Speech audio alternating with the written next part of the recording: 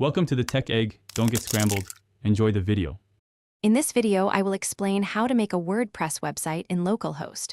First, you'll need to set up a local server environment on your computer.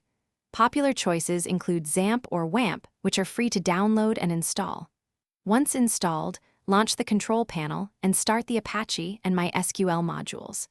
This creates a local web server, allowing your computer to host websites. You'll then find your web server's root directory, usually named htdocs or www, where your website files will reside. Next, we'll create a database for your WordPress installation. Open your web browser and navigate to phpMyAdmin, usually accessible via your local server's dashboard. Here, you can easily create a new database. Choose a unique and memorable name for your database, as this name will be crucial during the WordPress setup. Remember, this database will store all your website's content, settings, and user information, so naming it clearly is a good practice. Now it's time to get the WordPress files.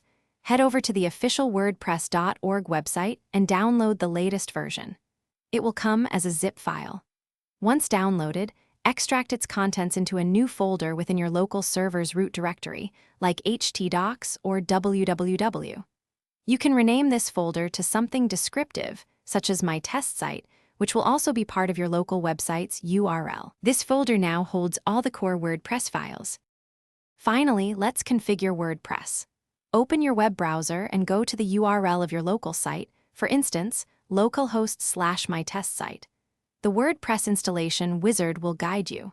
You'll enter the database name you created earlier, along with the default username root and an empty password for localhost.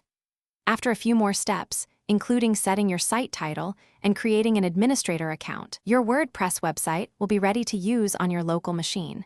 Congratulations! Thanks for watching. Consider subscribing if I helped unscramble your problems.